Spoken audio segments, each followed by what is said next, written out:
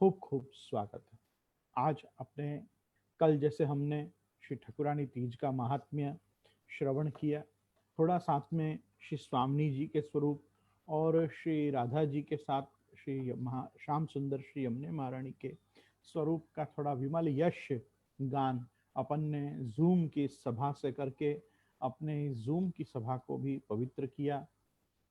वंदे नंद ब्रजस्त्रीणाम पादरेणुमभीक्ष्णश यासाम हरि कथोद्गीतम पुनाति भुवनत्रयम।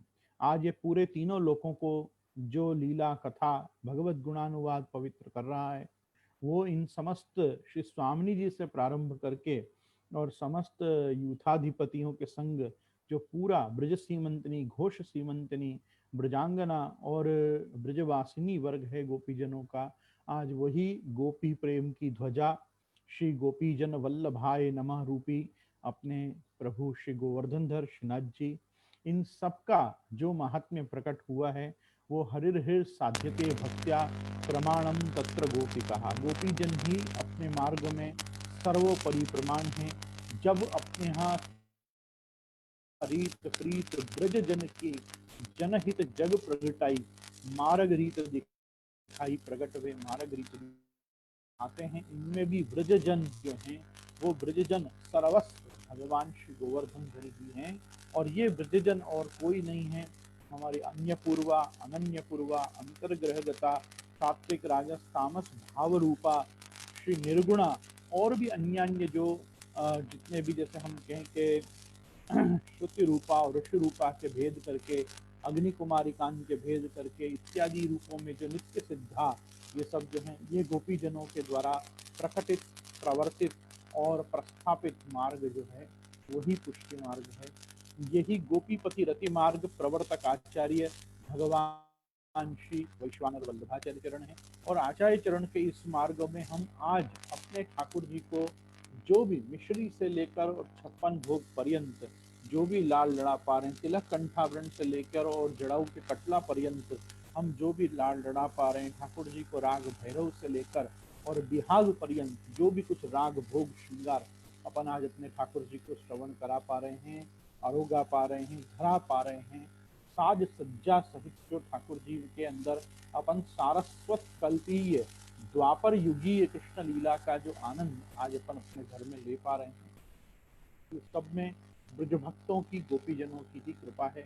आज श्री स्वामिनी जी, श्री चंद्रावली जी, श्री राधा सहचरी जी अर्थात ललिता जी और विशाखा जी समेत श्री श्याम सुंदर श्री यमुने महारानी जी के कल ठकुरानी तीज का उत्सव गया। और मैं विशेष ये कहना चाहूँगा, जैसे कल छोटी बिछात बड़ी बिछात श्रीनाथ जी की अंतरंग सजावटों के बारे में भी हमने श्रवण किया, जो वहाँ उपस्थित सेवारत लोगों को ही दर्शनीय है, और जब वो चीज़ें पधारती हैं और वापस अपने अपने स्थान पधारती हैं, तब जिन पे कृपा होती है श्रीनाथ जी की, उनको भी उन वस्तुओं के दर्शन तो प्राप्त होते ही हैं, चाहे पूर्ण सज्जा में विराजमान श्री जी के दर्शन हो न हो। लेकिन कहने का मेरा तात्पर्य यह है कि आज श्रीनाथ जी की प्रागट्य वार्ता के साथ श्रीनाथ जी में होने वाले सब क्रमों को भी श्रवण करना आज श्रीनाथ जी जाने के बराबर है। तो मेरा ये विशेष आग्रह रहता है कि क्योंकि हमारा बड़े मंदिर बालकृष्णलाल प्रभु का जो घर है वो लालन के श्री नवनीत प्रिया जी के घर का ही है, उपग्रह है, तो मैं खास ये आग्रह रखता हूँ कि हमारे सबके यहाँ की जो मूल पद्धति मूल क्रम है और संप्रदाय का मूल श्रीनाथ जी हैं, ये तो निर्विवादित सत्य है, इसमें किसी को कोई संशय या प्रश्न नहीं हो सकता। केंद्रभूत यदि पुष्टि मार्ग का कुछ है तो वो आज भी श्री गोवर्धन धर श्रीनाथ जी हैं। संपूर्ण ब्रजमंडल है, श्री यमुना जी हैं, श्री गिरिराज जी हैं, स्वयं श्रीमद आचार्य चरण और प्रभु चरण द्वय अर्थात श्री गोपीनाथ जी अड़ेल स्थित और चरनाट धाम में नित्य विराजमान प्रभु चरण श्री गोसाई जी आप हैं। और ये जो पूरा श्री वल्लभ और विठल वर का जो ये पूरा मार्ग है, ये पूरा संप्रदाय, ये पूरा पुष्टि धर्म, ये भगवत धर्म और आत्म धर्म का जो मार्ग है, ये स्वयं ब्रज भक्तों ने श्री गोपीजनों ने प्रकट किया है। आपको मैं एक चीज बताना चाहूंगा, बहुत वैष्णवों को ये जान के आश्चर्य होगा कि ठाकुर जी आज क्या अरोगेंगे और क्या नहीं अरोगेंगे, या नहीं अरोगेंगे तो प्रश्न नहीं, पर आज क्या अरोगेंगे।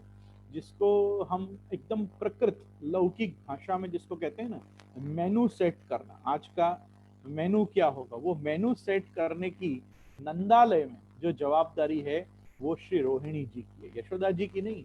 ये श्री रोहिणी जी का कार्य है। यशोदा जी अपनी इच्छा जरूर व्यक्त करते हैं कि आज लालन कोपन ये अरोगा में, लेकिन वार्ता जी में, पुराणों में, इतिहास ग्रंथ में कृष्ण लीला के इतिवृत्त जहाँ पे भी डॉक्यूमेंटेड हैं, वहाँ ये एक बहुत गजब की बात जानने को मिलती है कि स्वयं जो श्री रोहिणी जी हैं, मतलब दाऊ जी के माता वसुदेव जी की पत्नी रोहिणी जी, जो ब्रज में नंदराई जी के वहाँ पे नंद गांव में और गोकुल में उनके आश्रय में रह रही हैं कंस के भय से, और जिन्होंने वसुदेव जी के इन दोनों भाइयों में ज्येष्ठ पुत्र अर्थात बलदेव जी को, दाऊ जी महाराज को जिन्होंने जन्म दिया, ऐसे बलभद्र जी की माता रोहिणी जी जो हैं, वो नंदालय में क्या बनेगा रसोई में, चाहे वो रसोई विभाग हो, बाल भोग हो, या दूध घर हो, या अन्य कोई फलाहार, ठाकुर जी आज क्या करेंगे, क्या आज व्रत आदि जयंती आदि हैं तो प्रभु भी क्या व्रत की वस्तुएं आरोगेंगे, ये सब निर्णय करने का जो अधिकार यशोदा जी ने दिया है वो श्री रोहिणी जी को दिया है। रोहिणी जी पाक विद्या, हमारे संप्रदाय की जो भी पाकशाला, पाक शास्त्र है, ये हमारे यहाँ का जो यूं समझो कि व्यंजन प्रभु को अरोगाने का, पकवान अरोगाने का जो संपूर्ण विभाग है, जिसमें समस्त याज्ञिक सामग्री भी ठाकुर जी आप अरोगते हैं, यज्ञ याग आदि में उपयोग में आने वाली वस्तुएं भी जो प्रभु आप अरोगते हैं, जैसे पुरोडाश की बनी हुई वस्तु, पायस आदि जो है वो क्षीरान्न, क्षीरान्न की वस्तु, और शाकल्य में शाक घर विभाग में से आने वाली वस्तु, ये सब जो ठाकुर जी आज रोकते हैं, तो यज्ञ भोक्ता, यज्ञ करता भगवान श्री कृष्ण आप स्वयं भी वो समस्त सामग्रियों को रोकते हैं जो यज्ञ याग आदि में आती है। जैसे मैंने पूर्व में भी एक बार आपसे चर्चा की थी कि संपूर्ण जो कुनवारा है, कुनवारा जो रीत का कुनवारा है, जिसमें एक वस्तु सकड़ी की दही भात और बाकी सब चारों वस्तु, मतलब सेव के लड्डू, मठड़ी, पायस, खीर, और खीर के साथ सीरा। जैसे लोगों ने देखा होगा कि दुनिया में सब जगह पे सत्यनारायण की पूजा होती रहती है, बहुत जगहों पे होती है। यद्यपि खैर हम तो सत्यनारायण पूजा के पर्टिकुलरली मैं विरोधी हूँ, क्योंकि मैंने शास्त्र में कहीं भी सत्यनारायण पूजा का किसी भी पुराण में, उप पुराण में, औप पुराण में, विष्णु धर्मोत्तर आदि में, हरिवंश पुराण में, किसी भी पुराण में सत्यनारायण पूजा का क्रम मैंने नहीं देखा। वो कब से प्रकट हुई, कहाँ से आई। और मैं आपको एक बहुत गजब की बात बताऊंगा कि जिन लोगों को मेरी बात पे शायद विश्वास न हो, क्योंकि इतनी ज्यादा प्रचलित हो चुकी है कि हर व्यक्ति की जब भी किसी ऑफिस का या किसी फैक्ट्री का, इंडस्ट्री का, कंपनी का, किसी फ्रेंचाइज का उद्घाटन होता है तो ले दे के वहां एक ही पूजा होती है, सत्यनारायण पूजा। मैं भी 2 जगह गया जिंदगी में देखने कि ये क्या आडंबर होता है नारायण के नाम पे। ये नाम ही देखो गजब का है, नारायण शाश्वत परात्पर परत सत्य हैं। अब उनमें क्या सत्यनारायण, तो क्या अगर सत्यनारायण नाम का कोई है तो क्या कोई असत्यनारायण भी है क्या? तो ऐसा नहीं होता, सत्यनारायण, नारायण सत्य ही होते हैं। तो सत्यनारायण पूजा जैसी कोई वस्तु शास्त्र में उपलब्ध नहीं है।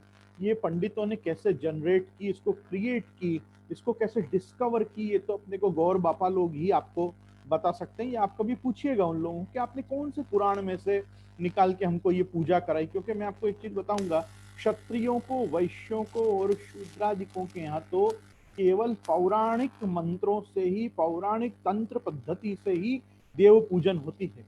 केवल ब्राह्मण के यहाँ जो है वो वैदिक मंत्रों से पूजन हुआ करती थी। आज के पूजन कराने वाले पंडितों को ये भी नहीं पता होता है कि इस प्रकार से ब्राह्मण के ही घर में या उपनीत क्षत्रिय अगर पूजा में बैठा हो, जिसकी खुद की यज्ञोपवीत हुई हो, उसको वेदाधिकार कोई न कोई संप्रदाय पद्धति से प्राप्त हुए हों, तो उसको वो पूजन वेद मंत्रों से भी करा सकते हैं।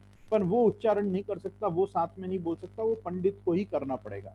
लेकिन खैर मेरा ये विषय नहीं, मैं तो आपको ये बताना चाह रहा था कि सत्यनारायण पूजा है। ये सत्यनारायण पूजा मैंने उपपुराण, औपपुराण, मुख्य अष्टादश पुराण, किसी अन्य संहिता, विष्णु धर्मोत्तर, हरिवंश आदि पुराण में भी जितने भी वैष्णव आगम या वैष्णव पुराण हैं, उनमें कहीं भी मुझे अभी तक कहीं सुनाई नहीं दी कि सत्यनारायण पूजा कितनी ऑथेंटिक है। फर्स्ट। सेकेंडली, अब इसका सबसे ज्यादा मजा आपको देखना हो तो आप इसी समय चेक कर सकते हो कि गोस्वामी गोविंद राय जी सही बोल रहे हैं या नहीं।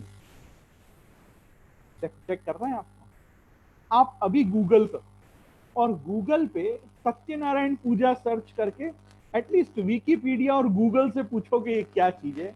लास्ट में गूगल और विकीपीडिया भी लिखते हैं nowhere found in the scriptures of Hinduism, Vaishnavism in Hinduism. आपको बहुत मजा आएगा, कभी कभी चेक करना इस चीज को शांति से, तो आपको पता चलेगा। मैंने बहुत सर्च किया इस पर। दो वैष्णव ने मुझे इनवाइट किया, एक हैदराबाद के एक वापी के।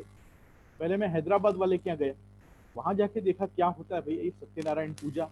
और दूसरा मैंने वापी में एक महानुभाव के यहाँ गया मैं, और उनके यहाँ मैंने जाके देखा कि क्या होती है सत्यनारायण पूजा।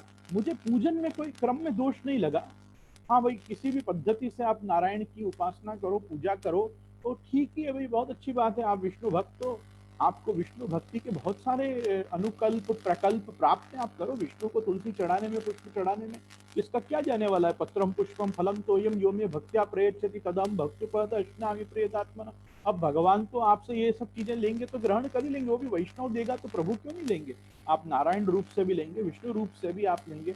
जब आप कृष्ण रूप से आपके हाथ का आनंद से अरोग रहे तो आप नारायण रूप से क्यों नहीं अरोगेंगे। मुझे किसी से कोई पूजा करने से दोष नहीं है, लेकिन जो चीज अशास्त्रीय है, कोई भी संप्रदाय उसको ऑथेंटिकेट कर ठप्पा नहीं मारेगा कि हाँ ये बराबर है। ऐसा मैं सिर्फ उसके संदर्भ में ये बात कह रहा हूँ। यद्यपि मुझे सोशल मीडिया पे या ऐसा नहीं बोलना चाहिए, क्योंकि किसी की आस्था को हर्ट करने का मुझे क्या अधिकार है। अगर किसी की सत्यनारायण में श्रद्धा है, आस्था है, तो उसकी आस्था और दृढ़ हो। मैं तो आपको ऐसे आशीर्वाद देता हूँ कि आपको विष्णु भक्ति प्राप्त हो, वर्धताम विष्णु भक्ति है। लेकिन मुझे इतना कहना जरूरी है कि यावत प्राप्त जो मैंने अध्ययन किया है उसमें मुझे वो क्रम प्राप्त नहीं हुआ। यद्यपि मेरी ये बात यहाँ से निकली कि सत्यनारायण पूजा जहां भी होती है वहां एक रवा का सीरा देने का बड़ा एक विधान होता है कि सब जगह लोगों को रवा का सीरा प्रसाद में मिलता है, और लोगों को बड़ा आग्रह होता है कि अगर सत्यनारायण पूजा में जाएंगे तो वहां हमको रवा का सीरा मिलेगा।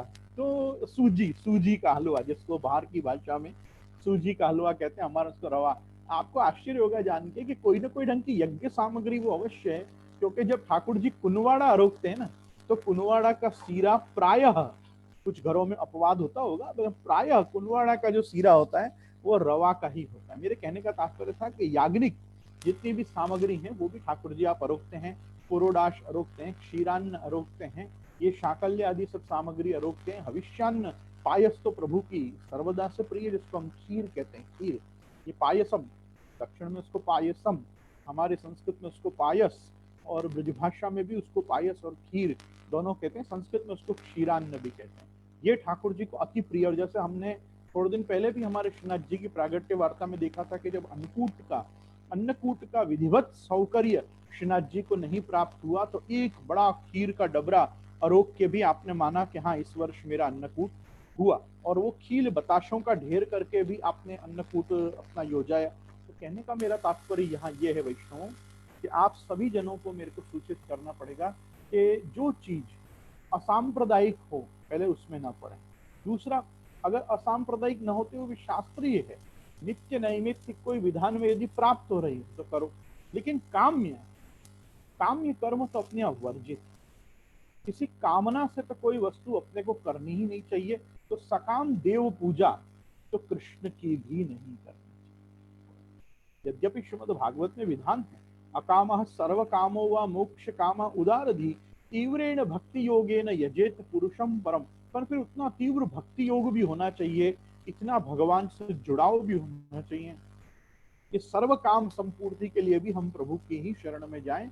लेकिन प्रथम अकल्प तो अकामः, बिना कोई कामना, बिना कोई कामना, बिना कोई वासना, बिना कोई इच्छा, बिना कोई हम लोग के छद्म भावना के यदि हम निष्काम भाव से और निर्हैतुक धर्म करते हैं तो वो कभी किसी रूप में भी बाधक नहीं होता। कोई संप्रदाय आपको नहीं कहेगा कि आपने निर्हैतुक क्यों ये कर्म किया, यदि वो धर्म संगत, यदि वो शास्त्र सम्मत है। तो इसके मतलब वैष्णव खाली वार्न करना चाहता है आपको। अगर केवल सूजी का हलवा खाने का मन हो और आप बाहर का खाते हो और आप कहीं जाके सत्यनारायण पूजा में खाया है, तो वो आपके सूजी के हलवा का आग्रह हो सकता है। तो सत्यनारायण पूजा का प्रसाद मान के तो उसको नहीं लेना चाहिए, क्योंकि अपने को अन्यस्य भजनम तत्र स्वतो गमनम एव च प्रार्थना कार्य मात्रे भी ततोन्यत्र विवर्जयेत के साथ असमर्पित वस्तूनाम तस्माद वर्जनम आचरेत, इसका भी ध्यान रखना जरूरी है। तो मेरा आप सब लोगों से इतना ही आग्रह है। मैं तो आपको ये बताना था कि ये चाहे याज्ञनिक सामग्री हो, ब्रज भक्तों के भाव की सामग्री हो, एक एक यूथाधिपति के आड़ी की सामग्री, जैसे चंद्रकला सिद्ध होगी तो वो चंद्रावली जी की आड़ी की सामग्री होगी। पीरी सामग्री जितनी भी केसर युक्त होती हैं प्रायः वो अपने श्री स्वामी जी के भाव से मानी जाती हैं। ऐसे विविध प्रकार से जो अपनी यहाँ सामग्रियों में अपन ने भाव संज्ञा दी है कि भैया ये स्वामी जी की आड़ी से, ये गोपी जन की आड़ी से, ये सब की जो अगर मुखिया हैं तो वो मुखिया हमारे श्री रोहिणी जी। और आप देखो कैसा आश्चर्य की बात है, ये पूरा कार्य रोहिणी जी क्यों करते हैं? यशोदा जी के पूरे नंद भवन की पाकशाला रोहिणी जी क्यों संभालते हैं? दो कारण। एक, पहला कि आप नंदराई जी के यहाँ वसुदेव जी और नंदराई जी क्योंकि फ्रेंड्स हैं, मित्र हैं, तो वो मित्र वत्सल हैं और मित्र धर्म है कि भाई किसी मित्र पे कोई आपदा आए तो उसका सहयोग करना, उसको साथ देना। उसके फलतः नंदराय जी ने साग्रह बहुत सी अन्यांश कंस संविघ्ना, वहां पे भागवत जी में तो यह खाली रोहिणी जी नहीं, बहुत सी यादव स्त्रियां हैं, वसुदेव जी की भी अन्य अन्य दो तीन और पत्नियां हैं जो रोहिणी जी के साथ वहां पे नंदराई जी के घर में आश्रय पाके रहती हैं। अब ये जो रहती हैं, ये सारी यादव स्त्रियां जो हैं, वसुदेव जी की पत्नी आदि, ये सब क्षत्राणी, और ये रह किसके यहाँ रही हैं? ये रह रही हैं वैश्य के। नंदराई जी का जो वर्ण है वो वैश्य वर्ण है। तो ये पहले तो नंदराई जी के हाथ का खाती नहीं, मतलब नंदराई जी अगर इनको छुएंगे तो बनिया के हाथ का, वैश्य के हाथ का ये लोग खाती नहीं, क्षत्राणी है। तो पहले तो ये अपनी रसोई खुद करके अपना चौका में से सब चीज खुद अलग निकालती है, फर्स्ट। सेकंड, कि कितना भी धर्मतः कोई कहीं रह रहा हो, कितने भी विवेक से रह रहा हो, एक आदमी में खुददारी होती है कि मैं इसके आश्रय में क्यों रहूं, मैं इसका क्यों खाऊं। तो होता है कि नहीं, मैं सामने उतनी सेवा दूं, मैं उतनी सामने हेल्प करूं कि मैं इस पे भार रूप न लगूं। तो रोहिणी जी इस भावना से भी, क्योंकि मैं यहाँ कब तक हूँ मुझे पता नहीं, अभी वसुदेव जी तो पहले जेल में थे, अब तो ये कृष्ण बलदेव बड़े होंगे, ये कंस को मारेंगे, कंस का वध होगा, फिर उग्रसेन राजा छूटेंगे, तब देवकी और वसुदेव का कारागृह में से उद्धार होगा। तब तक तो रोहिणी जी को ब्रज में ही रहना पड़ेगा वसुदेव जी से अलग। वहां तो केवल देवकी वसुदेव साथ में रह रहे, रोहिणी जी तो यहाँ रह रहे। तो ये क्षत्राणी होने के कारण, एक खुददार स्त्री होने के कारण इतना काम नंद भवन में संभालती है, नंदालय में, कि किसी को ऐसा ना लगे कि देखो रानी महारानी है यहाँ आराम से पड़ी हुई है, बैठी बैठी खा रही, ऐसा। उनकी खुद की भी। और दूसरी बात है, उनको पूर्ण रूप से पता है कि बलदेव जी जो हैं वो साक्षात भगवान शेष जी हैं, और ये जो साक्षात नंदराई जी के आत्मज हैं ये तो भगवान साक्षात है। और नहीं भी पता होता तो यूं समझो, गर्गाचार्य जब आए 8वें अध्याय में, तब वो तो आके सब बता ही चुके हैं। तस्मान् नंदात्मजो यमते नारायण समो गुणैः, बहुनि सन्ति नामानि रूपाणि तव सुतस्य ते, गुण कर्माण रूपाणि तान्यहम वेदिनो जना। और भी अन्य अन्य वाक्यों में आसन वर्णास्त्रयो यस्य गृह्णतोनु युगम तनु, शुक्लो रक्तस्तथा पीता इदानीम कृष्णताम गता। तो ये रोहिणी नंदन कौन है और ये नंद नंदन कौन है, ये सब का परिचय तो स्वयं कौन दे चुके हैं? गर्गाचार्य जी आके दे चुके हैं। अब तो रोहिणी जी को पता है कि तो साक्षात भगवान है, तो भगवत सेवा के भाव से भी रोहिणी जी वहां पे ये सब सेवा संभालती हैं। तो नंदालय में भी आप देखोगे कि जो सारा पाक शास्त्र है, पाक विद्या है, जो पाकशाला है, उसकी जो मुखिया है यशोदा जी की तरफ से नियुक्त, वो रोहिणी जी हैं, क्योंकि वो क्षत्राणी है। अच्छा, दूसरा, अब एक और एक एस्पेक्ट देखो कैसा है, उनको राजसी भोजन कैसे बनता है उसकी भी ज्यादा जानकारी है ग्रामीण भोजन के सामने। अब नंदराई जी यशोदा जी भले चाहे ब्रज के राजा हों, पर उनके यहाँ क्या बनेगा? भाई ब्रजवासी लोग, ग्वाल समुदाय के, गोप ग्वाल अहिर कम्युनिटी के लोग क्या खाते हैं वो सब पता होगा, लेकिन क्षत्रिय राजा महाराजाओं के घर में क्या बनता है ये किसको पता होगा? रोहिणी जी होगा। तो अपने ठाकुर जी कौन है? अपने ठाकुर जी तो उत्तम वस्तु के भोक्ता हैं। तो भाई ठाकुर जी को उत्तम से उत्तम वस्तु कौन अरोगा पाएंगे? भाई यशोदा जी से भी बेटर रसोई किसकी होगी? रोहिणी जी होगी। इस कारण से भी रोहिणी जी को सेवा विभाग में वो चीज दी गई है। मेरे कहने का मतलब ये था कि हमारे यहाँ का राग, भोग, श्रृंगार, ये जो भी कुछ है ये सब गोपी जनों के अधीन है, ब्रज भक्तों के अधीन है। और रोहिणी च महाभागा। आप देखो सुखदेव जी ने नंद महोत्सव के अध्याय में, मतलब दशम स्कंद 5वें अध्याय में भी रोहिणी जी को महाभाग कहा। ये महाभाग्यवान। क्यों महाभाग्यवान है? इन्होंने प्रभु की तीनों लीला देखी। इन्होंने प्रभु की ब्रज लीला भी देखी, इन्होंने प्रभु की मथुरा लीला भी देखी, इन्होंने प्रभु की द्वारका लीला भी देखी। जबकि देवकी जी ने क्या देखा? देवकी जी ने खाली मथुरा लीला और द्वारका लीला देखी, देवकी जी ने ब्रज लीला नहीं देखी। यशोदा जी ने क्या देखा? यशोदा जी ने केवल ब्रज लीला देखी, उन्होंने मथुरा और द्वारका की लीला यशोदा जी ने भी नहीं देखी। तो किसने देखी? जो प्रभु की समस्त लीलाओं को, तो वो रोहिणी जी ने देखी है, इसलिए उनको कहा रोहिणी जो महाभाग, ये तो महाभाग्यवान।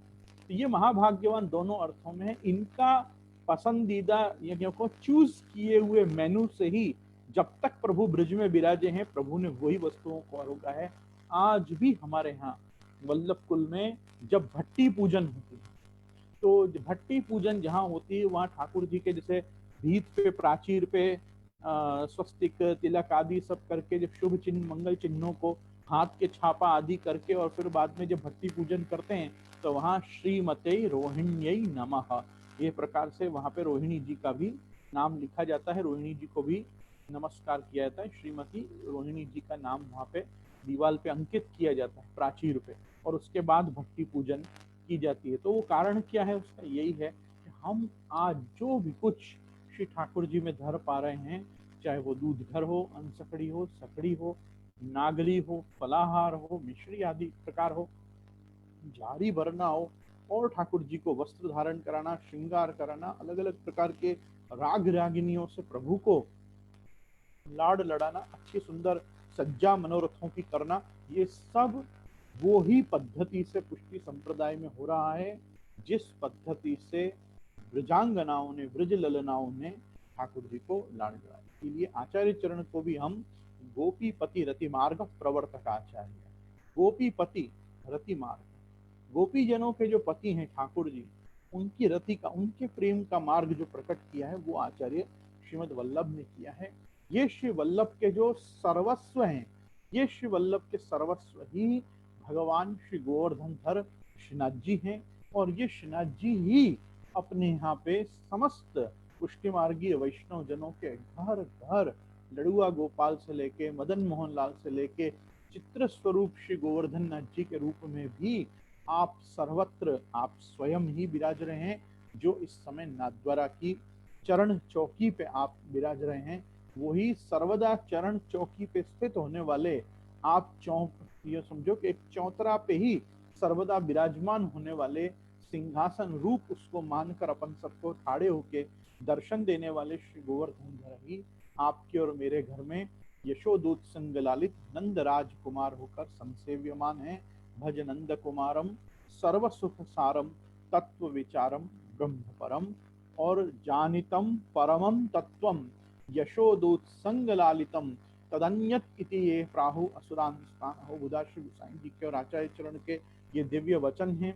इसी कारण से अहम कुरंगी द्रगभंगी संगीनांगी कृतोस्मि यह अन्य संबंध गंधोपि कंधरामेव बाधते, अहम कुरंगी द्रगभंगी संगी। आज हिरणियों के नयन की शोभा को भी जिनके नेत्र कमल पछाड़ देते हैं, ऐसे गोपी जनों के नेत्र जो हैं उनके संग रहने वाला जो ठाकुर जी है वो गोवर्धनधर रक्तश्नीश धरो वने गिरिधरा प्राणेश्वरो नृत्य थी।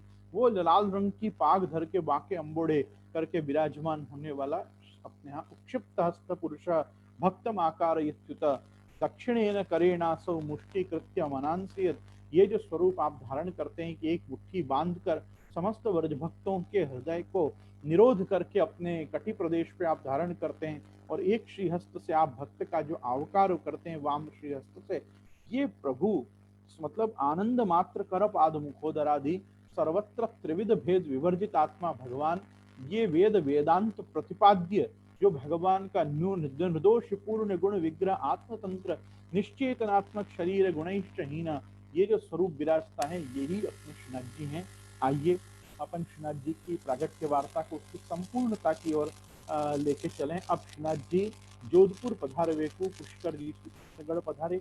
हमने कई बार जब कथा को वार्ता जी को जहाँ छोड़ा वहाँ श्रीनाथ जी जोधपुर पधारे हुए, कोटा बूंदी पुष्कर जी पधारे, वहाँ सब बालक और बहूजी बेटी जी ने श्रीनाथ जी को पद्म पाणी करके उनको अलग अलग सरोवर में से लाके और सुंदर सुंदर कमल धराए। अब 94 मतलब 94 हमारा आज का प्रसंग शुरू होता है कि श्रीनाथ जी जोधपुर पधारे वे को पुष्कर जी सु किशनगढ़ पधारे। ये किशनगढ़ अपने अजमेर के पास है आज की तारीख में। और किशनगढ़ के राजा रूप सिंह जी भले भगवदीय हते, सो वे श्री दीक्षित जी अर्थात विठलनाथ दीक्षित जी श्री गुसाई जी के सेवक हते। सो वे तो देशाधिपति की लड़ाई में युद्ध करके देश छोड़े। तो ता समय एक दुग्धु की हीरा जटित थी। ये प्रसंग मैं आपको पुनश्च सुना रहा हूँ ताकि अपने को सिंहावलोकन हो और हम गई बार से हमारी तुक वार्ता जी में बिठा सकें। ये एक दुग्धुगी हीरा जटित थी, एक नाव खवास पास हतो, ताको दीनी और कही जो यह दुग्धुकी तू ले जाए के श्री गिरिराज पे श्रीनाथ जी विराजे हैं, तिनको भेंट कराओ। तब वाने श्रीनाथ जी के पास जाए के वह हीरा की दुग्धुगी भेंट करी और राजभोग आरती के दर्शन करके वे नीचे उतरे। तो दंडोती शिला के ऊपर राजा रूप सिंह जी को स्वरूप देखो।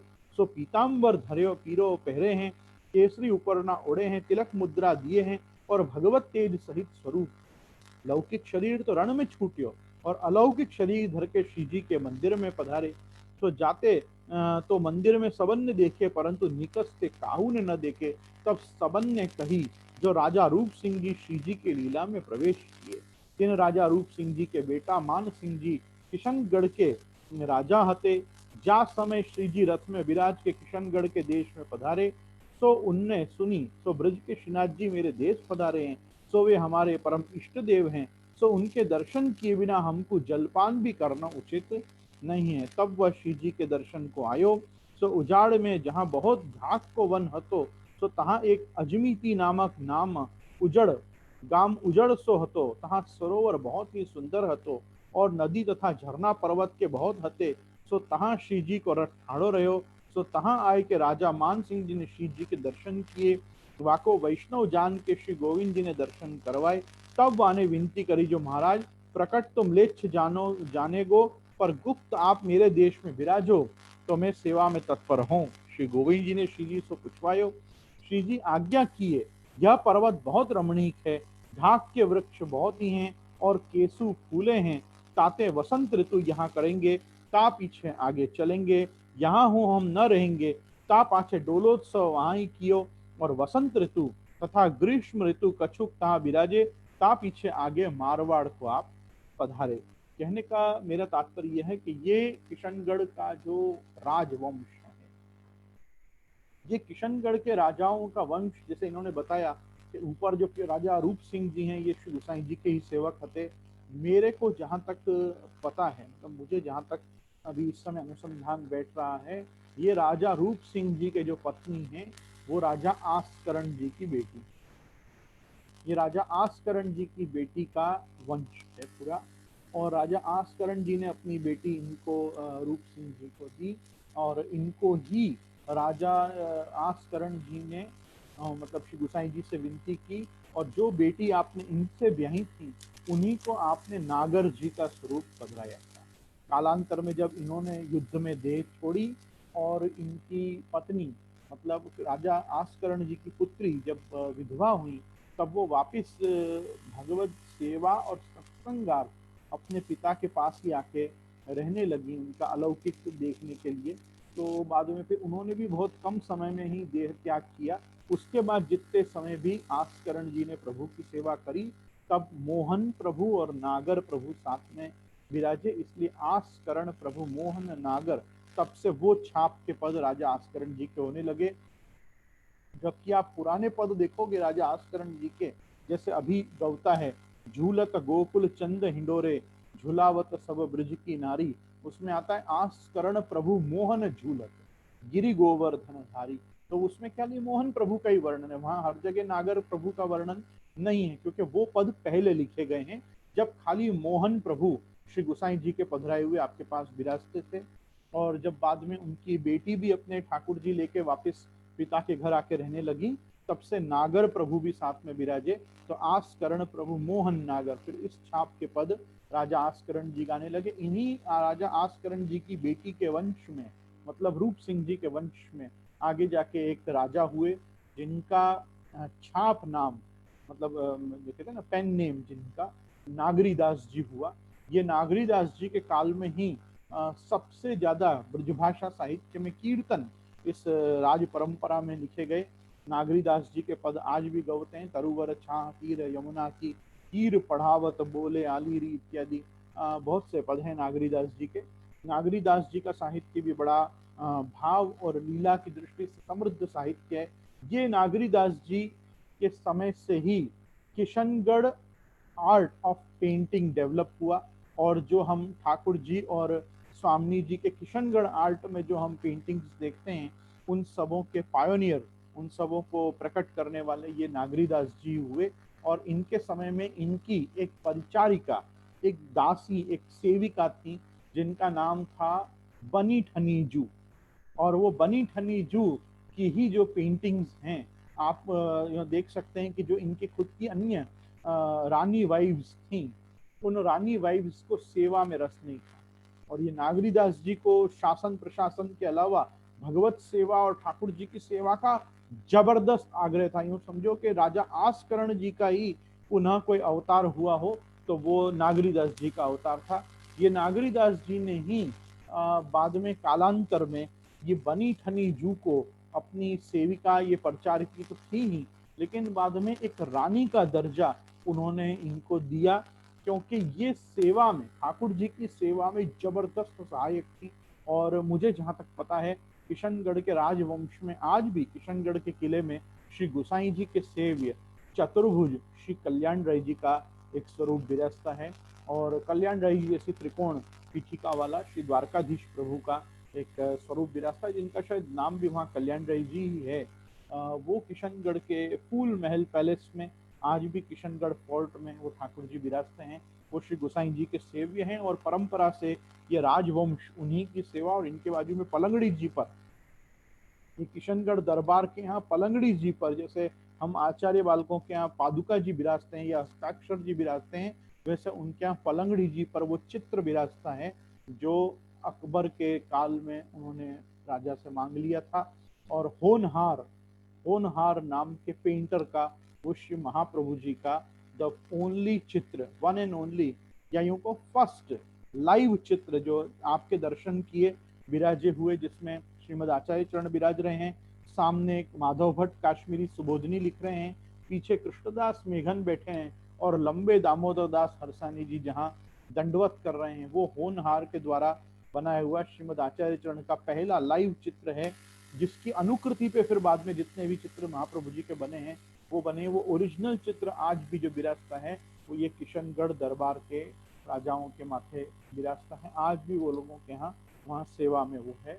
और आश्चर्य उसका ये है कि उनकी पलंगड़ी जी पर श्री महाप्रभु जी वत ही उस चित्र जी की सेवा होती है, क्योंकि वो सबसे फर्स्ट और लाइव चित्र है उस काल का। और श्रीमद आचार्य चरण और वो श्री गोसाई जी के सेव्य श्री कल्याण राय जी ठाकुर जी, ये इनकी जो सेवा करते थे। ऐसे नागरीदास जी हुए। नागरीदास जी ने बहुत पद साहित्य भी लिखा और किशनगढ़ आर्ट ऑफ पेंटिंग की एक नई स्कूल ऑफ पेंटिंग को जन्म दिया। जैसे हमारे यहाँ आपने देखा होगा जो श्रीनाथ जी की सब पिछवाइयाँ बनती हैं, वो एक टिपिकल नाथद्वारा आर्ट है। आज ब्रिज में आप जितने भी राधा कृष्ण की लीलाओं के चित्र देखते हो, वो वृंदावन आर्ट ऑफ पेंटिंग है, कि वो वृंदावन स्कूल ऑफ आर्ट है, कि किस प्रकार से वृंदावन में आज आपने देखा होगा बहुत ही जो सर्वाधिक उपयोग में आने वाले आज भगवान श्री कृष्ण की लीलाओं के चित्र हैं, वो इस्कॉन ने एक इस्कॉन हरे कृष्णा मूवमेंट में international society for Krishna consciousness के श्री प्रभुपाद जी ने भी एक बहुत जबरदस्त कॉन्सेप्ट को जन्म दिया, पेंटिंग के चित्रकारी के इस पूरे कहो के स्कूल ऑफ थॉट को, कि जिसमें उन्होंने यूरोपियन आर्ट और ब्रिज के वृंदावन आर्ट को मर्ज किया। और पहले हम इसका ये कोई उन्होंने बहुत नया काम नहीं किया, ये पहले पुष्टि मार्ग में बहुत हुआ है। आज भी जिन वैष्णवों के घर में प्राचीन खूबीराम जी और घासीराम जी के समय की सब कलम के चित्र होंगे, उनमें आप देखोगे तो ब्रिज का कंट्री साइड, जिसको कंट्री साइड कहते हैं, जिसमें लैंडस्केपिंग, वहां का माहौल, वहां की सीनिक ब्यूटी पे ज्यादा ध्यान दिया जाता है, और छोटे छोटे कैरेक्टर्स, राधा कृष्ण के, गोपी जनों के, गोपी ग्वाल के छोटे छोटे कैरेक्टर्स होते हैं, जबकि बड़ा एकदम लैंडस्केपिंग के साथ, सीनिक ब्यूटी के साथ कंट्री साइड व्यू ब्रिज का दिया जाता है। ये एक पूरा यूरोपियन आर्ट ऑफ पेंटिंग था। इस यूरोपियन आर्ट ऑफ पेंटिंग को ब्रिटिश काल में, यूं समझो कि श्री गोविंद जी महाराज तिलकायत, श्री गोवर्धन लाल जी महाराज तिलकायत, श्री दामोदर लाल जी महाराज तिलकायत के कार्यकाल में इसको बहुत आगे बढ़ाया गया, और उन्होंने ये यूरोपियन आर्ट को पुष्टि मार्गीय नाथद्वारा आर्ट के साथ कंबाइन करके पहले ये प्रयोग किया था।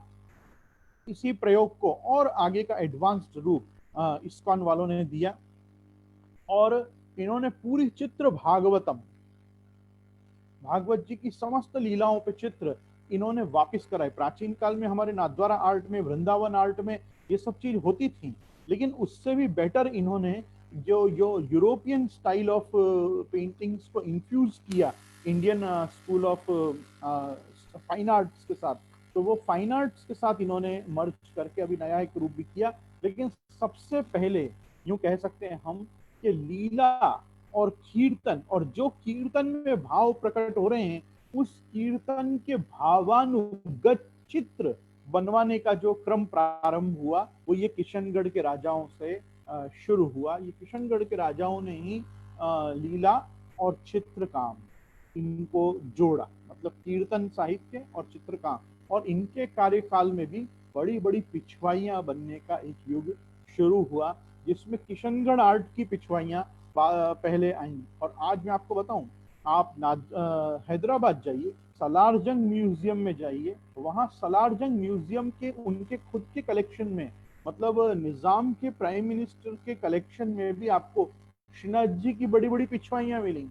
और उनमें जो बीदरी आर्ट, मतलब जिसमें ब्लैक क्लॉथ पे चांदी के छापा का काम, चांदी के छपमा छापा का काम से बड़ी बड़ी श्रीनाथ जी की पेंटिंग सलारजंग म्यूजियम में खुद आज भी विद्यमान है। मतलब हमारे श्रीनाथ जी की पेंटिंग्स का जो दौर है वो वहां तक नीचे डाउन द साउथ वहां तक गया, और वहां पे Bidar is in Karnataka basically, but इसको प्रमोट निजामों ने किया था। तो वो समय में भी उस प्रकार के छपमा चांदी के और सोना के काम का जो वर्क अपने पिछवाइयों में होता है, इसको दक्षिण से कारीगर बुलवा के करवाया जाता था पहले, बाद में नाथद्वारा वाले भी उसको सीख कर आज बहुत सुंदर वो स्वर्णिम काम और रूपेरी काम का वो लोग ये क्रम करते हैं पिछवाइयों में। इसको जन्म यदि किसी ने दिया हो तो ये आप स्वयं श्रीनाथ जी किशनगढ़ पधारे, वहां के राजवंश उससे कृतार्थ हुआ। वहां आज भी जगह है जहाँ पे ये श्री जी जिन पर्वतीले घाटीले प्रदेश में जहाँ पे आप किशनगढ़ में विराजे, मुझे जहां तक स्मरण हो रहा है उसको पीताम्बर की गाल, उसको पीताम्बर की गाल कहते हैं। वहाँ पीताम्बर की गाल किशनगढ़ में आप श्री जी विराजे, और जैसे बता रहे हैं यहाँ पे कि पाछे आपने डोलोत्सव वहां कियो, वसंत ऋतु तथा ग्रीष्म ऋतु कछुक तहा विराजे, ता पाछे आप वहां मारवाड़ को पधारे। श्री जी मारवाड़ पधारत, पेंडे में बीसलपुर के वैरागी को आप दर्शन दिए, और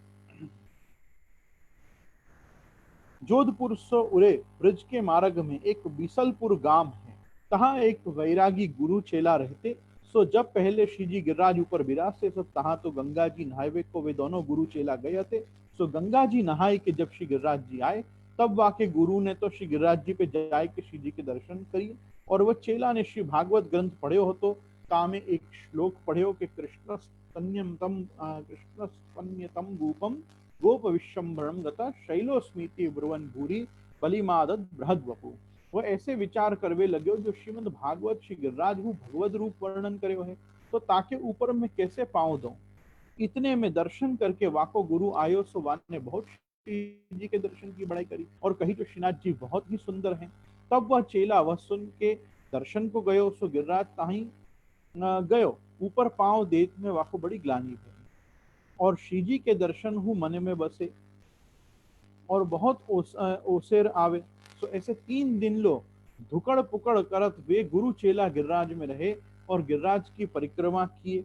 वो चेला श्री जी के दर्शन न भये। देखो ऐसा है, लास्ट जब अपन ने ये वार्ता जी की थी, उस दिन अपन ने जबरदस्त इंटरनेट डिस्टर्बेंस फेस किया था, तो मुझे काफी लोगों का ऐसा आग्रह आया कि आपने जो छल्ले 2-3 प्रसंग श्रवण कराए, आप उनको एक बार पुनरावर्तन करो, तो थोड़ा सिंहावलोकन हो जाए, थोड़ा हमको रिफ्रेश हो जाए कि हमने क्या श्रवण किया था। इसलिए भी हम आज ये चीज को श्रवण कर रहे हैं।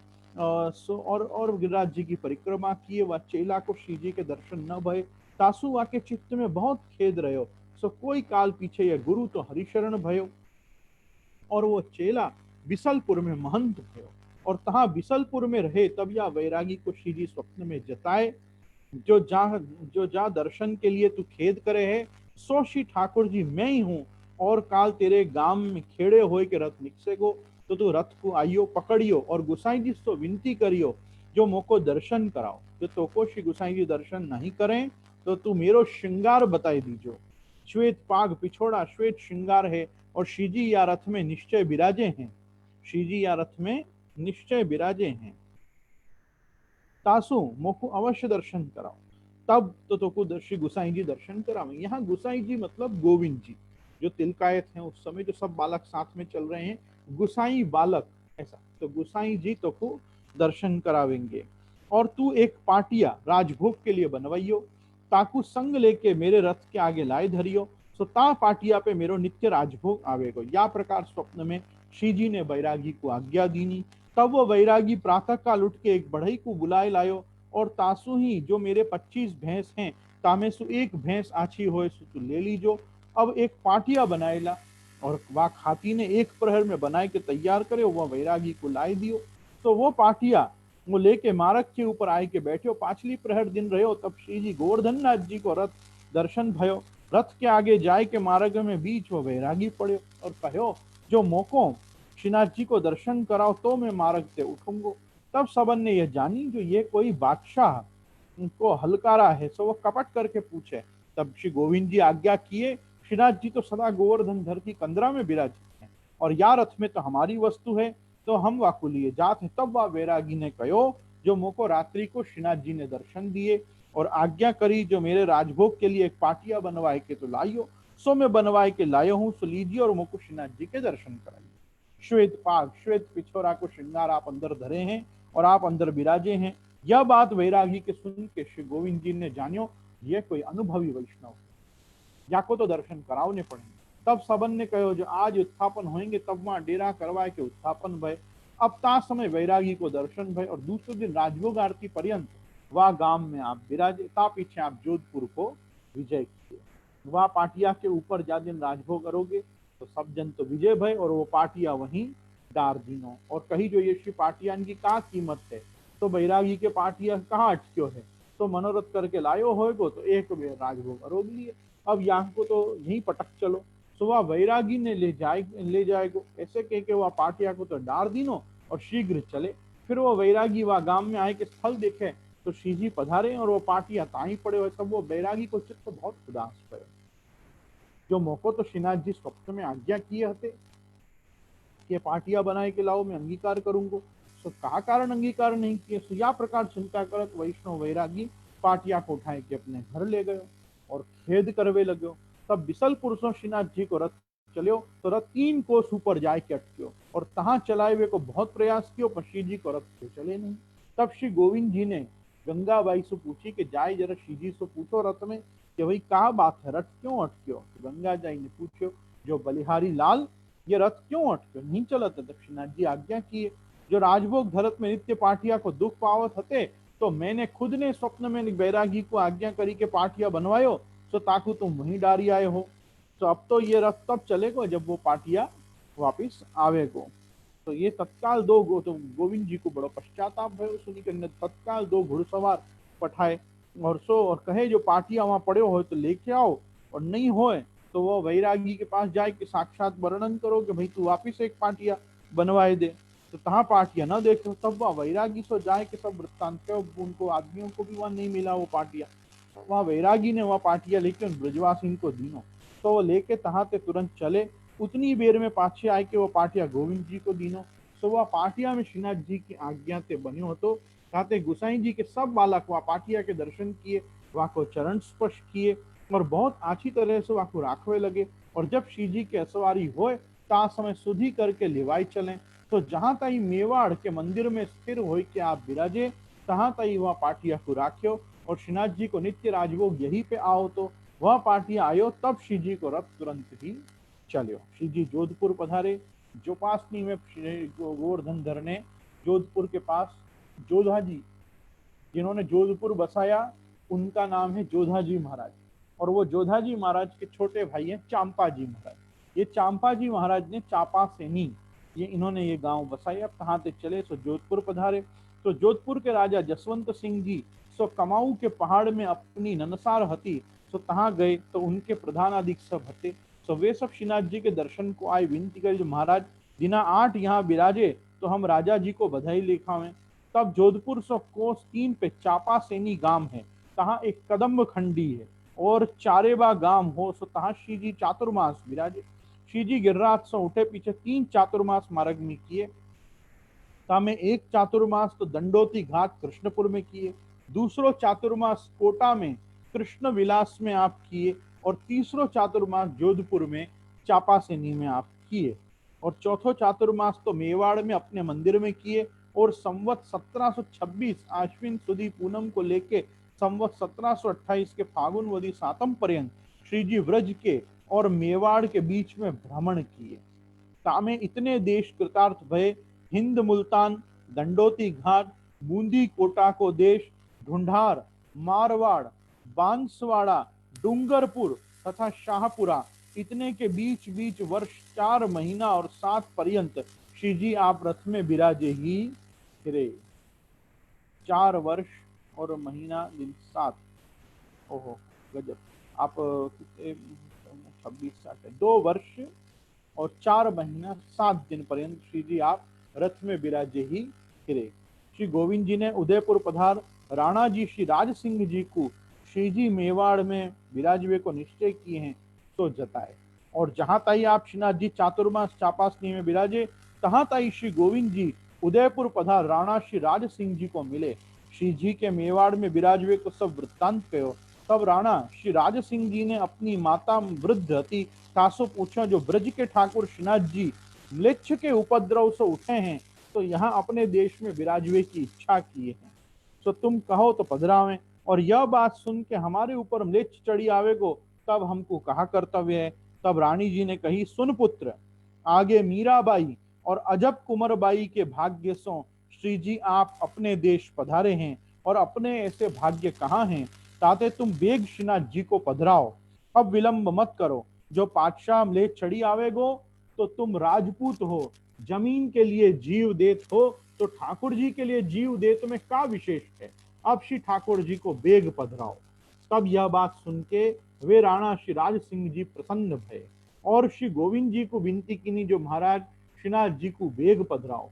तब श्री गोविंद जी पाछे चापासनी गए, वहां जाए के श्रीनाथ जी को विनती करवाए। तब श्रीनाथ जी की आज्ञा भई, जो मेवाड़ देश को चलूंगो, चातुर्मास तो यही पूर्ण भयो है, अब अन्नकूट करके मैं मेवाड़ को चलूंगो। श्री जी मेवाड़ में पधारे, ताको सब विस्तार वृत्तांत यहाँ कहते हैं।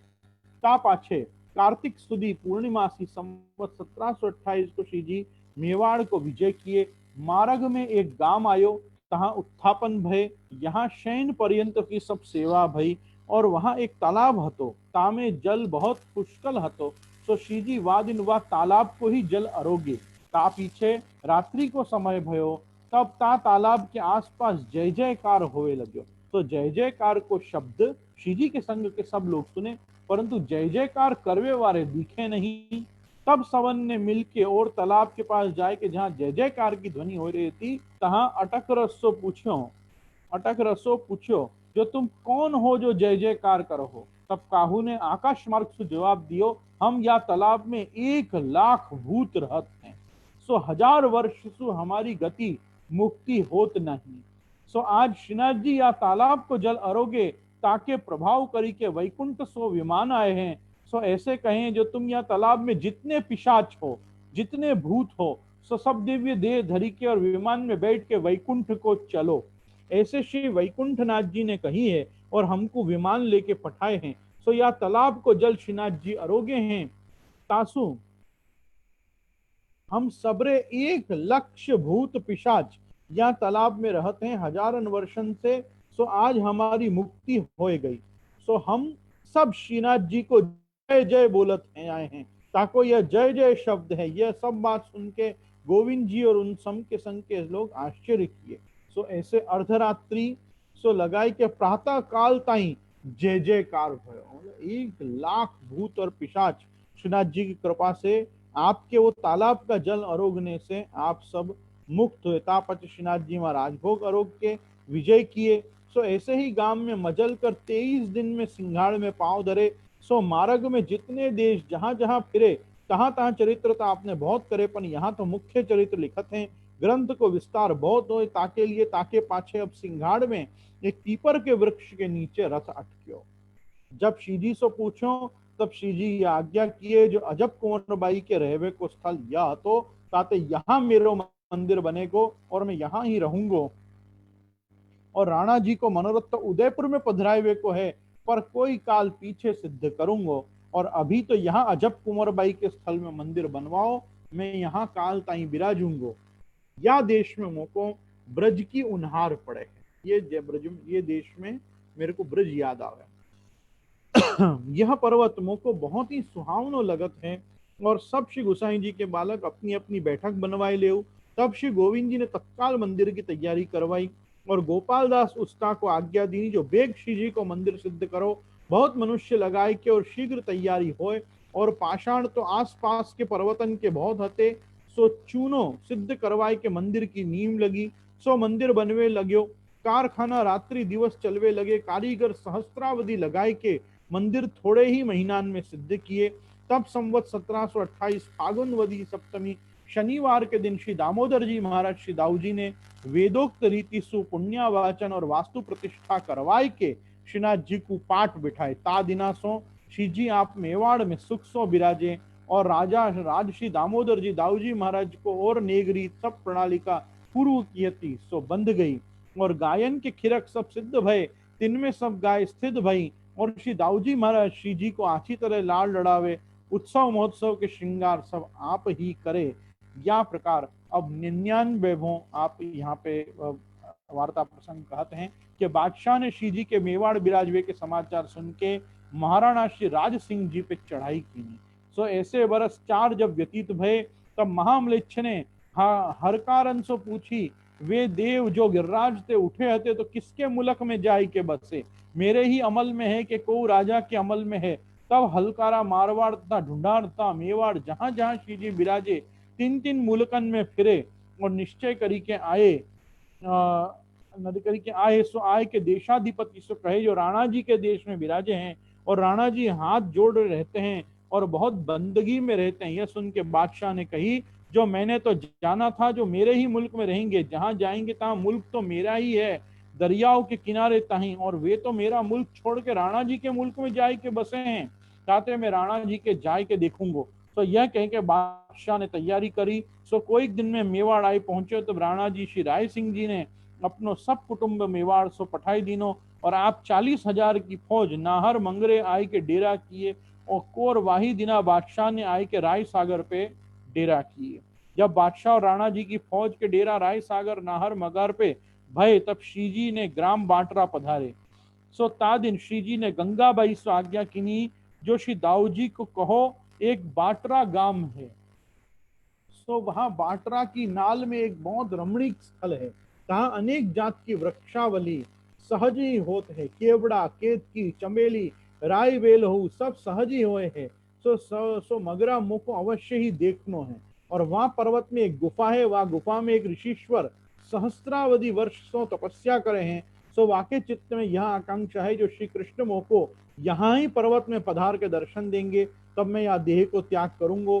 सहा ताही प्राण कपाल में चढ़ाई ले, जहां काल की गम्य नहीं है। ऐसे सहस्त्रावधि वर्ष सो वह ऋषिश्वर बैठो है। सो ताको दर्शन देवे को वह मार्ग पे मोकू ले चलो।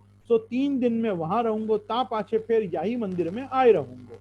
तहां तही बादशाह राय सागर ऊपर रहेगो, ता पाछे में यह बादशाह को उठाई दूंगो। यह बात गंगाबाई ने दाऊ जी महाराज सो सब कही। दाऊ जी महाराज बड़े प्रताप थे, सो रथ तुरंत सिद्ध करवाए। तामे श्री जी विराजे। सो बाटरा पधारे और मार्गन में जहां जहां विषम मार्ग हतो तहाँ तहाँ श्रीजी की इच्छा ते सूधो मार्ग हो गयो, और जहाँ आखंडी आवे तहाँ रुई के गदला श्री दाऊजी महाराज बिछाए दें, जो श्रीजी के रथ को हाल न आवे को लिए। तो ऐसे वह पर्वत पर श्रीजी आप विराजे, और वह पर्वत को देख के बहुत प्रसन्न भय, और 3 दिन 3 ताई वहां विराजे। भोग सैन भोग सब वहीं आए। एक दिन भोग के किवाड़ खुले हते, तो वह समय गुफा में वो बैरागी निकस के दर्शन को आयो। वो वैरागी सो वाने श्री जी के दर्शन का दंडवत करी, और एक नील कमल की माला गूंथी ले आयो। जो पृथ्वी मंडल में नील कमल कहूं नहीं होए, वे देवलोक में होए। सो वा योगेश्वर को देवलोक ताई गम्य हतो। सो वहां ते नील कमल लाई के ताकी माला गूंथी के सिद्ध कर राखी हती, जो श्रीजी पधारेंगे तब पहराऊंगो।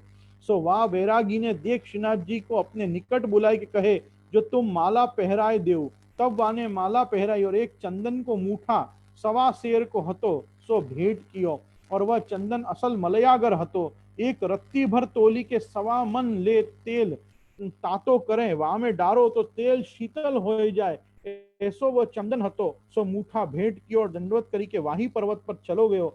भगवत कृपा भई हती, सो इनको विष्णु के दूत आए, विमान में बैठाई के वैकुंठ ले गए। तब श्रीजी श्री दाऊ जी को आज्ञा किए, ग्रीष्म ऋतु में चंदन की कटोरी होए, दिन में थोड़ो थोड़ो या मूठा में सो नित्य घिसनो। जहां ताई ये मूठा पहुंचे, तहां ताई तैसो ही करियो करो। या प्रकार आप श्री जी वहां पे तो राजा की फौज दूसरे राजा से लड़न को आके डेरा करिए, और यहाँ श्री जी तो आप अलग ही एक तो बाग बगीचा और रमणीक स्थल में पधार के एक वैरागी को उद्धार करत हैं। बादशाह को मेवाड़ से द्वारका जावे को सब विस्तार वृत्तांत आप कहत हैं। तो आज अपन ये एक प्रसंग और देखेंगे, और या के बाद कल अपन ये अपनी वार्ता जी को संपूर्णता की ओर ले जाएंगे। ता पाछे रात्रि को बादशाह के डेरा राय सागर पे रहे, और दूसरे दिन नदी बनास पे खमनोर डेरा किए, और ता हुकुम दीनो जो 1 महीना यहाँ रहेंगे, सो ये बाग तैयार कराओ। ता बाग को तैयार देख के हम चलेंगे। तो यह बात राणा जी ने सुनी, तो राणा जी वन में बहुत डर पे, और श्री जी की मानता करी, जो महाराज ये म्लेच्छ हमारे देश में जाएगो तो गाम भेंट करूंगो। तो रात्रि के समय बाटरा में श्री जी ने गंगाबाई से आज्ञा करी, दाऊजी महाराज से कहो कि काल सिंघाड़ के मंदिर में जाए के उत्थापन होएगो, और वहां बादशाह आज खमनोर सु भाजेगो, सो रातों रात उदयपुर जाएगो। ता दिन रात्रि के समय 1 प्रहर रात्रि गई, ता समय सिंघाड़ में श्री जी के मंदिर में जगमोहन में थे भ्रमर भौरा, भ्रमर मतलब भौरा, बड़े बड़े भ्रमर निकसे, सो कोटावधि मतलब करोड़ों भ्रमर निकसे, सो सूदे खिमनोर की ओर चले, और बादशाह की फौज में गए। सो एक एक मनुष्य तो तथा घोड़ा हाथी लक्षावधि जाए के लगे। सो ऐसो अकस्मात सब तहाते भाजे, और वाके संग 12 लक्ष फौज हती। सो भ्रमरन के काटवे के डर के मारे मगरा मगरान में जाए के बिखर गई, और बादशाह के 2 बेगम हती, तिनमें एक को नाम रंगी चंगी हतो। सो 10,000 असवार वाके संग जुदे चलते, सो वो मगरा में भूल गई। सो राणा जी की फौज नाहर मगरे पड़ी थी, तामे जाए पड़ी। तब राणा राय सिंह जी ने यह बात जानी, जो ये बादशाह की बेगम भूल पड़ी है, सो मेरी फौज में आई है। सो वे राणा जी आप चलाई के बेगम के पास आए के बेगम सो मुजरा की और कहो, जो तुम हमारी बहन हो, जहां कहां आप बादशाह के पास संग चलवे को पहुंचाए आवे। तब वह बेगम ने कही, जो हम तुम्हारे धर्म के भाई हो, तो तुम हमको बादशाह के अरुबरू पहुंचाए दो, तब तुम्हारे मुल्क से बादशाह को बेगू से निकास देऊंगी।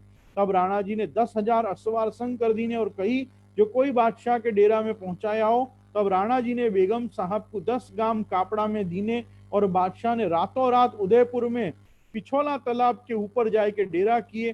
तब गाम उजर देखो, और बस्ती तो भाज के मगरान पर चढ़ी। सो दोपहर हो गयो, और बादशाह अन्न खाए के कहे, जो रंगी चंगी बेगम आवे तब अन्न खाऊं। इतने में तो वो रंगी चंगी आए के ठाड़ी भई। तब उनने सब समाचार राणा जी कहे, जो मोह को अच्छी तरह पहुंचाए गए, और मैंने उनके धर्म को भाई कियो है, ताते उनको मुल्क में हजरत को रहनो सुकून है। तब बादशाह ने कहो, एक मस्जिद उदयपुर में बनवावे, ता पीछे चलेंगे। तब बेगम ने नाही करी। काल आपको कूच करनो होएगो, और मेरे भाई राणा जी कहाँ देऊंगी, सो तुम्हारे नाम की एक मस्जिद बनवाए रखेंगे। तब उन बेगम ने राणा जी को बुलाए के बादशाह सो मिलाए। तब राणा जी सो बादशाह ने कही, जो तुमने हमारी बेगम की बहुत बंदगी करी, सो तुम उनके धर्म के भाई हो, सो मैं कछु मांगू, मैं तुम्हारे ऊपर बहुत खुश भयो। तब राणा राज सिंह जी ने कही, जो आप खुश भयो तो बेग फौज को कूच करवाओ, मेरो मुल्क सब बिगड़े है। तब बादशाह ने राणा जी से कही, एक तुम हमारे नाम की मस्जिद बनवाए रखना, और कन्हैया गिरिराज जी सो उठे हैं, सो तुम्हारे मुल्क में आए हैं। जो मैंने अपने मुल्क में बिराजवे के लिए बहुत कुछ किया, पर उनकी मर्जी तुम्हारे मुल्क में बिराजने की है, ताते तुम उनके हुक्म में रहियो। जहां ताई ये देवता तुम्हारे मुल्क में रहेंगे, तहां ताई मैं मेवाड़ में नहीं आवनो। सो यह कह के दूसरे दिन फौज को कूच कियो। सो द्वारिका मांझ गयो और मेवाड़ में चैन भयो। तब राणा जी सब सकुटुंब सहित उदयपुर को आए। गांव तथा मुल्क के लोग मगरान पे भाज के चढ़े थे, तो सब अपने अपने ठिकाने आए के बसे। ता पाछे बाटरा सो राजभोग आरती करके श्रीनाथ जी पधारे। सो सिंघाड़ में अपने मंदिर में जाय के विराजे। या प्रकार श्रीनाथ जी को आज 101वां चरित्र यहाँ संपूर्ण हुए है, और या के बाद अपने 107 चरित्र तक की वार्ता है। सो अभी अपने के और 6 चरित्र अपन श्रवण कल करेंगे, और या के बाद अपनी श्रीनाथ जी की प्रागट्य वार्ता को क्रम यहाँ जो संपूर्ण होएगो। सो वाके बाद साधन दीपिका ग्रंथ को अध्ययन अपन सब श्रीनाथ जी कृपासु प्रारंभ करेंगे। आओ अपन आश्रय को पद करें और सभा को आज यहाँ विश्राम दें। हृदय न चरणन केरो भरोसो, दृढ़ न चरणन के। श्रीवल्लभ नख चंद्र छटा बिन, सब युग मांझ अंधेरो भरोसो, दृढ़ न चरणन के। साधन और नहीं आकली में, जासो हो ये निबे। सूर कहा कहे द्विविध धरो, बिना मूल को छेरो भरोसो, दृढ़ न चरणन केरो भरोसो। वल्लभाधीश की जय, श्री गुसाई जी परम दयाल की जय, आज के आनंद की।